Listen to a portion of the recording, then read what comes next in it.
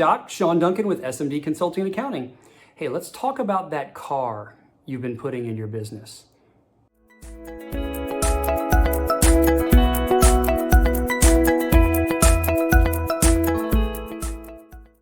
Okay, so I know that a lot of people get the advice on how they're supposed to lease their vehicle inside their company, and man, you can write the whole thing off. Or I'm gonna buy my car and stick a magnet on the side. You know when that real estate agent's driving that Hummer down the road and you know that he or she has just written that whole thing off as a tax deduction? Just because people do it does not mean you're supposed to. Let's talk a little bit about this so you can understand the pros and cons. And again, high level, please, this doesn't replace the professional advice for your specific situation. Here's the main rule I need you to know. If your practice owns the vehicle, it needs to be 100% business use. It's that simple. And if you're thinking, well, Sean, this isn't an ambulance. I ain't transporting people back and forth between hospitals. 100% business use, that's kind of silly. I drive to and from work and I pick my kids up from school. And that's the problem. See, everyone seems to think because they put it titled in their practice that suddenly it becomes 100% business deduction. And the IRS hates this. Also, there are other considerations. So first, let's talk about the 100%. If it's not 100%, here's what's supposed to happen. Whatever percentage it is not business use, that is supposed to be compensation to you. And in the technically correct form, it's supposed to be on your W-2 or in other ways subject to employment taxes as some sort of taxable fringe benefit. I am oversimplifying a really complex set of rules, so if you're an accountant and you're going, no, not all complete. I know it. This is high level. I want you guys to understand that the percentage that is personal is supposed to be taxed as income. Anybody want to pay taxes on their dang car? No. So don't do it that way if it doesn't make sense. Now, if it's 100% business use, great, let's talk about that and how it fits and why it fits and document the crud out of it. Because again, the IRS hates it when they see the Mercedes in the medical practice. Other considerations, though, is if you buy a vehicle in a business, does anybody feel like they would understand the concept that commercial insurance is more expensive than personal insurance? That's reasonable, right? Well, guess what?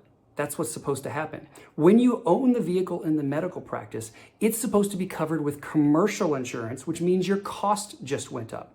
Also, if you bought it in the medical practice, business interest rates on loans are higher than personal car loans. So you're gonna pay more for that too. And there's all kinds of other considerations. But if you think about it, if the vehicle's owned by the company, you're gonna pay a higher interest rate on borrowing on it. You possibly pay a higher interest rate buried in that lease because you might be saying, I'm leasing it, I'm not worried.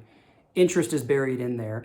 Your insurance coverage is higher, and fail to have the appropriate insurance coverage, well, that can get you in all kinds of trouble. You know, the insurance people will have a stroke about that, and then heaven forbid you get in an accident, and then now we've commingled and risked your whole business together. And we're gonna talk about commingling in some later videos for sure.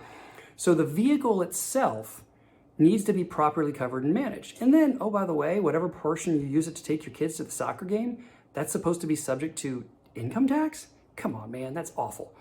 And here's the worst thing, if really all of it hits the fan, if your practice goes under and somebody sues your company, your car is exposed to that lawsuit because it is an asset owned by the company that they could come take. Now, hopefully, we talked about before having the appropriate layers of asset protection in there, but it's an asset owned by the company. If you go belly up, they might come take your car. And if it's your only car, that's gonna be a stinker. Kids ain't getting to the soccer game. Typically, what we recommend is understanding what you're trying to do with it. And in many cases, just own it personally, guys. Own the vehicle personally. You're gonna get the lower interest rate. You're gonna get the lower insurance rate. We'll talk to your insurance person about if you do use it for business.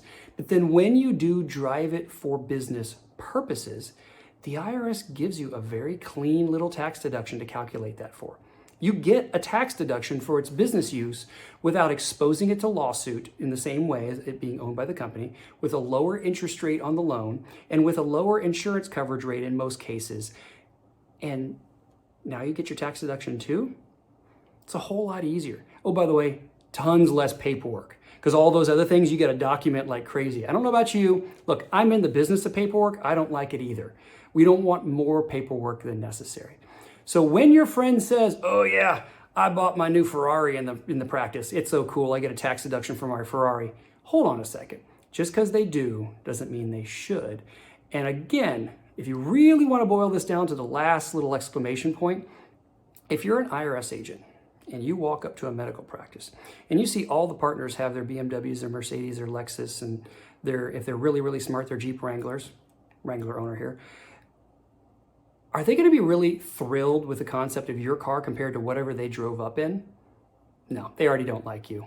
So they're going to be motivated kind of out of spite. They're not supposed to be, but they're human beings.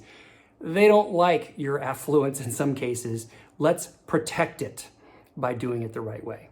So when your friend says, oh yeah, I just write it off on my company, you might want to just tell them, you might want to go square that away with their CPA. There are better ways to do things. I don't want you guys getting in trouble and losing your car and paying more money than you have to insurance companies or banks or even the IRS. Hey doc, hopefully this helps. Thanks.